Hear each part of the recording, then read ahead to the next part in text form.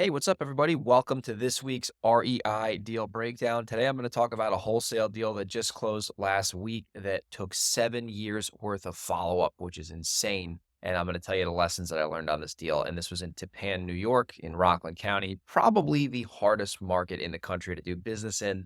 So, if you're not familiar with me, I've been a full time entrepreneur now for almost a decade. I've done well over 250 flips and wholesales. Everything you hear from me on these videos is real world practical advice. So if you do get value from this video or any other videos you see me put out, if you could do me a favor and subscribe to my YouTube channel and like the video, it would mean a lot to me because that's how we grow the show. So today I'm talking about a property in Tappan, New York. The deal just closed last week while I was on vacation. And originally, the way that I found this lead was through mailing a vacant house list from Real Estate Worldwide from 7 years ago. So this guy got a letter from me back in 2017. And he gave me a call, and he had a vacant house that he inherited from his parents, and he was not looking to sell now, but he was going to sell in the future. Turns out after 7 years worth of follow-up, he finally sold the house. So the reason I followed up with this guy for so long was, number one, the location. This thing was in a prime location in Rockland County. I knew that whenever he was ready to sell, it was going to probably be to an investor, which goes to number two. Second reason I followed up with this guy for 7 years is because he had a vacant inherited property, right? It needed work. He wasn't living there. It was perfect for an investor whenever he was ready to sell. And for whatever reason, he just procrastinated for 7 years. He should have sold this thing a long time ago. But I knew that if I can build the relationship with this guy over however long it took him to sell, whenever he was ready, it was going to be to me. So here's a lesson that I learned that I will hopefully not make again. He originally gave me the address, and I did not pay attention to it because I was talking to him for so long. I thought the house was his neighbor's house, and I thought this property was a 4-bed, 2.5 bath, like colonial style property. And when we were like doing some soft negotiations over the 7 years, we kind of predetermined a price of 350. And I knew that that property, so I thought, was worth like 650. And I was like, oh my gosh, like whenever this guy's ready to sell to me, it's going to be a six-figure deal. Like, this is a home run. There's a pool in the backyard. It's beautiful. So when we actually got to the negotiating table and we were ready to move forward with the purchase and sale agreement, I confirmed the address with him, and I was like, okay, it's a brick house. It's got 4 beds and whatever baths, and there's a pool in the backyard. He's like, no, that's my neighbor's house. And I was like, oh, what are you talking about? He's like, yeah, I'm the house across the street. And I was like, oh, okay. So then I took like my Google image because the whole thing was virtual. I never went to the house.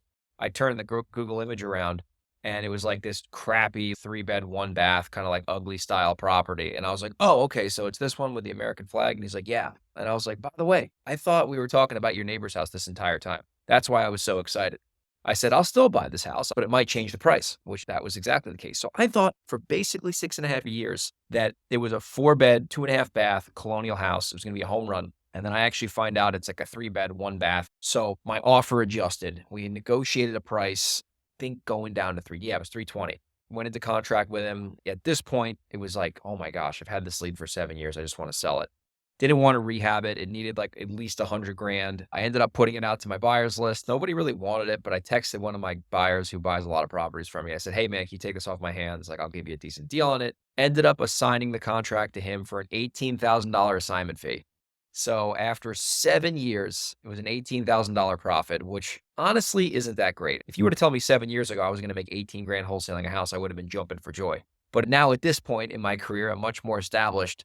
Most likely that deal was probably not worth the 7 years of follow-up, considering it was only an $18,000 profit. Now, if that lead came in a month before and it was a quick 18K wholesale, sure, different story. Cash conversion cycle is a lot faster. At the end of the day, $18,000 assignment, not great. But what are the main macro lessons you can learn from this? Number one, follow-up is key, right? Whether you're making 18,000 or 180,000, you got to follow up. But you got to follow up the right way, and you got to follow up in a polite manner. Like, I was really into building the relationship with this seller. I didn't want to just like be transactional with him. So we would talk a lot about fishing and his boats, and we would speak about all different things. So we had a solid relationship built.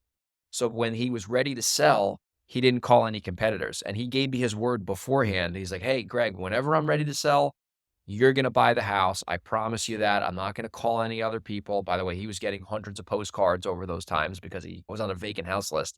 But the relationship that I built with him over the phone for 7 years basically allowed me to have zero competition on that deal. Lesson number two, Sometimes deals aren't going to work out as well as you thought. Now, I thought his house was a different property, so I got all excited about it. But at the end of the day, it is what it is. As they say, you can't go broke making a profit. So double check the address, right? It's such a basic thing, but like I literally was off by one number, and that impacted the ARV by like 50 to $60,000 at least, if not more. So confirm the address before you do a ton of follow up, right? And the third lesson there is when you're doing follow up, you got to understand who is worth following up like this and who's not. I knew this guy was going to sell to an investor. His house needed work. He inherited the house and it was vacant. So, like 9 out of 10 times, someone like that's going to sell to an investor. But if this guy was like, oh, my house is in good condition, I'm living there, and I might sell in the future, most likely that person's not going to sell to an investor. So, if you're going to follow up like a maniac for 7 years, you got to make sure that person is most likely going to sell to an investor. So, don't waste your time following up with the wrong people. And that is the property in Tappan, New York. That is the breakdown. I hope you got value from this. If you have a property in the Hudson Valley or Delaware or Seattle or Reno or San Diego, and you want to wholesale it to me, or if you want to wholesale it with me, like I'll buy it as a buyer, or if you want to wholesale it together, I got great buyers list. Send me an email, greg@velocityhousebuyers.com, or Instagram through a DM at grego37, and I'll see you on the next REI deal breakdown. Take care.